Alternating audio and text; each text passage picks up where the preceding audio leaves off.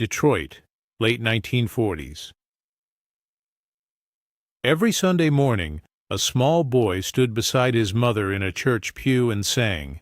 His voice was still unformed, still finding itself, but something was already there, something that had passed from her to him through proximity and repetition and 1,000 Sunday mornings before he was old enough to understand what he was absorbing. During the week, the same boy skipped school. He fought. He got into the kind of trouble that got you sent away. He spent time in a juvenile correctional facility, where he learned to box. Two things, the church and the street, built Jackie Wilson, not just his voice, everything. The physical courage on stage, the instinctive connection with an audience, the quality that made everyone who saw him perform say they had never seen anything like it. All of it had roots in Detroit. And without understanding Detroit, or the specific Detroit of the late 1940s and early 1950s, it's impossible to fully understand where Mr. Excitement came from. Detroit in the 1940s was one of the fastest changing cities in America. The second wave of the Great Migration had brought hundreds of thousands of black families north from the segregated South. Detroit was the city that drew the largest share of them. Ford, General Motors, Chrysler, the wartime production machine that had turned the city into the industrial capital of the country. There was work, paying real wages, offering something that the South had made structurally impossible for black workers to accumulate. But the reality was always more complicated than the promise that black families were confined to specific neighborhoods through housing. Discrimination that was enforced by policy, practice, and violence. Equal work inside the factory didn't mean equal life outside it. The city's social geography was drawn along racial lines that were rigid and, in many cases, brutally enforced. Jackie Wilson's family settled in the Highland Park area, a neighborhood that held both the possibilities and the limitations of black life in Detroit simultaneously. The work was accessible. The ceiling was still there. And in that tension, something grew. Churches became the social and spiritual centers of black communities across Detroit in ways that went beyond the purely religious. They were community halls, social networks, political organizing spaces, and mutual support structures simultaneously. Sunday services were the primary weekly gathering of a community that couldn't always gather freely elsewhere, which meant that the music of those services carried more weight than music usually carries. It was the sound of community cohering around itself. Gospel music, the sound that black families had carried north from the South, the music that held the memory of where they'd come from and the hope of where they were going, filled those churches every Sunday. It seeped into the streets. It moved between the sacred and the secular in ways that would eventually produce an entirely new form of American popular music. Soul, which is what happens when gospel's emotional intensity and vocal freedom encounters the blues tradition's earthly directness. Jackie Wilson was born into that synthesis before it had a name. Eliza Mae Wilson sang in a church choir every Sunday. Jackie stood beside her. This was more than a religious ritual. Gospel music is technically demanding in ways that formal training sometimes obscures rather than clarifies. The control of breath, the management of emotional dynamics, the specific quality of opening a voice fully without losing the intimacy that makes a lyric feel personally addressed to each listener simultaneously. These things are passed down through hearing and repetition, through standing beside someone who already knows how to do them and absorbing the knowledge before you can name what you're learning. Jackie Wilson's 4-octave vocal range didn't come from a voice coach. It started in those Sunday mornings beside his mother. This connection runs deeper than it might first appear. Gospel has a pedagogy of its own, distinct from classical vocal training and distinct from the pop song tradition. The primary criterion is not correctness, but truth. Not whether the voice is executing technically, but whether what it's communicating is genuine. A technically flawless performance that doesn't reach the congregation has failed. A technically imperfect one that moves people to tears has succeeded. This inversion of the usual hierarchy, feeling above form, connection above correctness, is baked into gospel at its foundations. Sam Cooke came from this tradition. Marvin Gaye came from this tradition. Aretha Franklin came from this tradition. Ray Charles came from this tradition. Each of them carried into secular music a fundamental orientation toward the voice as an instrument of emotional honesty rather than technical display. Jackie Wilson came from this tradition too. He learned at his mother's side what the tradition taught, that the voice's purpose is not to demonstrate itself, but to reach the person listening. What he added to it was something the tradition itself didn't supply: a body, a way of making the physical dimension of performance as expressive as the vocal one. The gospel tradition used the body, but not the way Jackie Wilson would eventually use it. That addition came from somewhere else entirely. His father, Jack Leroy Wilson Sr., struggled with alcohol and rarely held steady employment. The household rested on Eliza Mae, which meant that the household was, structurally, fragile, and fragile households push children toward the street before the street is ready to receive them carefully. Jackie dropped out of school at 15. The biographical record from this period, such as it is, assembled from later interviews and second-hand accounts rather than contemporaneous documentation, describes a teenager who was genuinely troubled in ways that went beyond ordinary adolescent disruption: school truancy, minor legal trouble, a stint in a juvenile correctional facility that would strike most people as a mark against him, but that turned out to be one of the more formative experiences of his early life.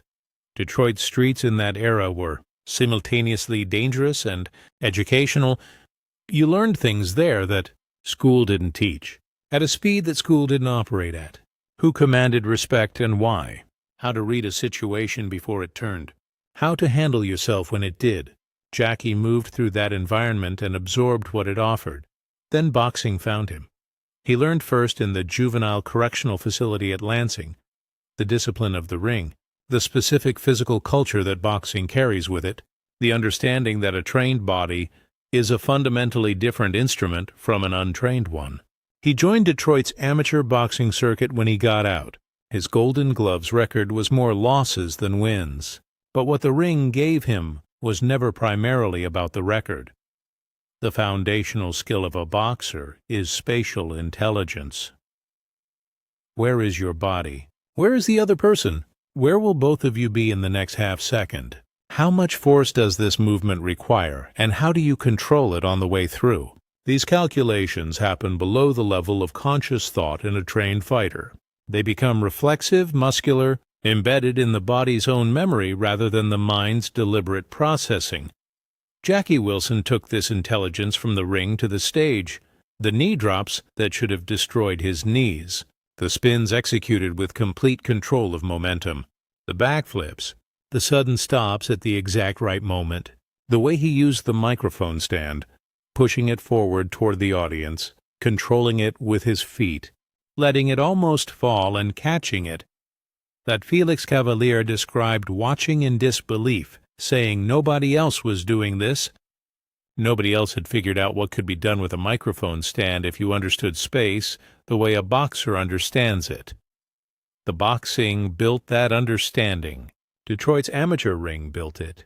The losses built it as much as the wins, and Detroit's music scene in the 1940s and 1950s was not accidentally rich. The Great Migration had concentrated not just workers, but musicians, listeners, and the full cultural inheritance of Black American music into a relatively small geographic area. The blues tradition of the Deep South arrived alongside the gospel tradition. The urban rhythm and blues that was emerging in northern cities found a particularly fertile environment in Detroit's density. Churches and nightclubs occupied the same blocks. Sacred and secular music borrowed from each other constantly.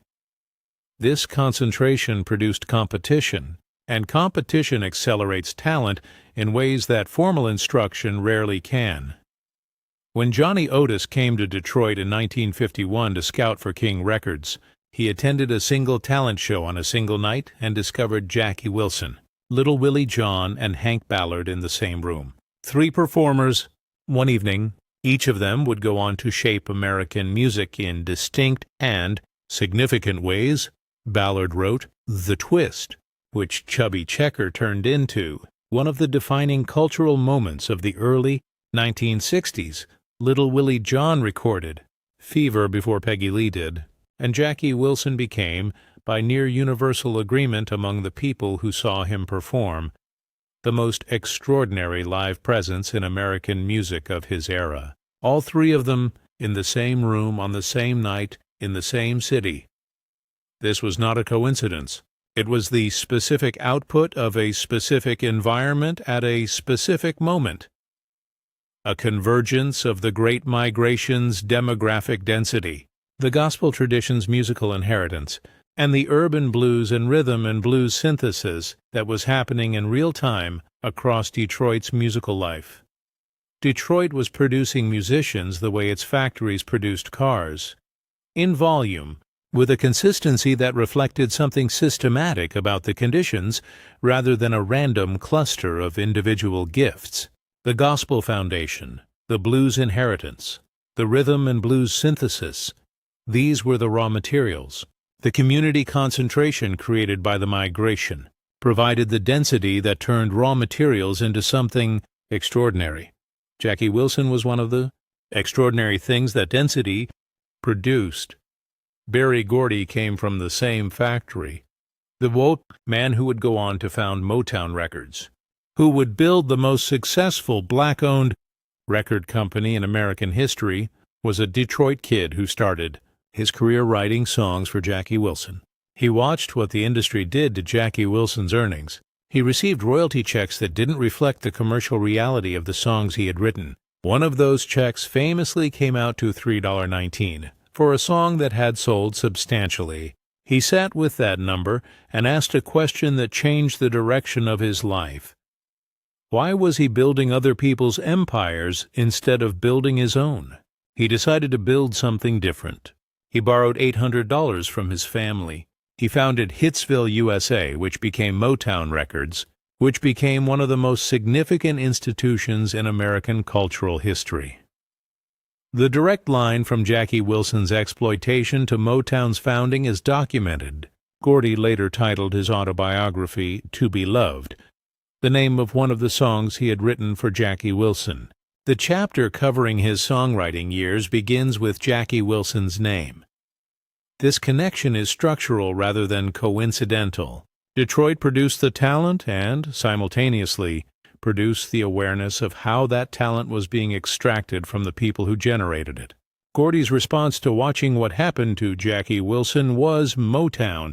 Jackie Wilson's own situation, locked inside Brunswick Records and Nat Tarnopol's management, without the leverage or the legal resources to build anything equivalent, never produced a parallel response, but both of them came from the same ground, the same streets, the same churches, the same moment.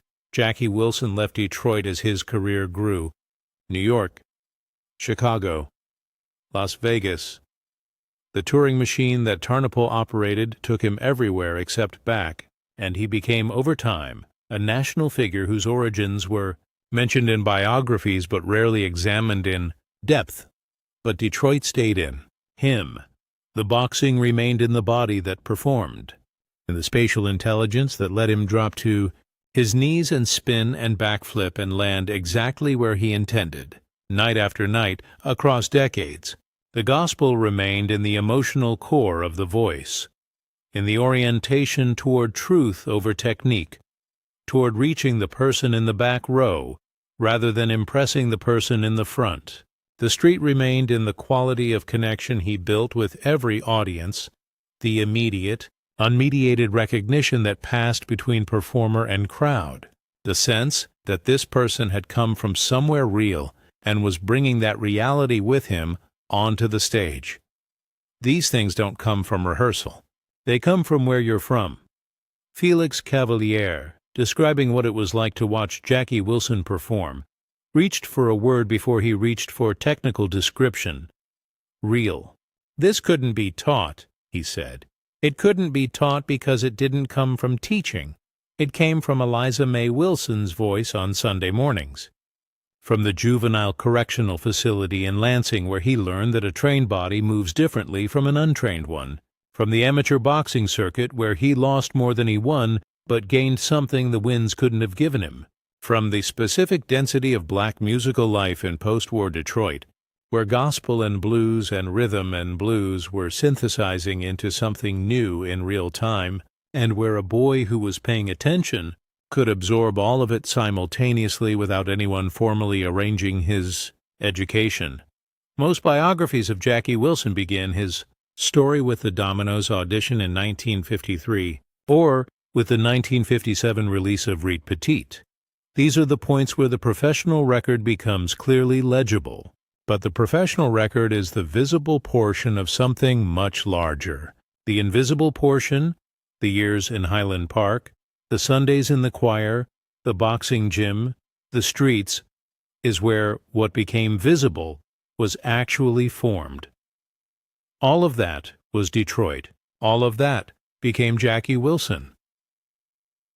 The stage was where it finally had somewhere to go. If Jackie Wilson's story moved you, hit that like button and subscribe. This channel is dedicated entirely to Jackie Wilson, his triumphs, his losses, and everything that happened behind the curtain. Drop a comment below. Had you ever thought about how deeply Detroit shaped who Jackie Wilson became? We'll see you in the next story.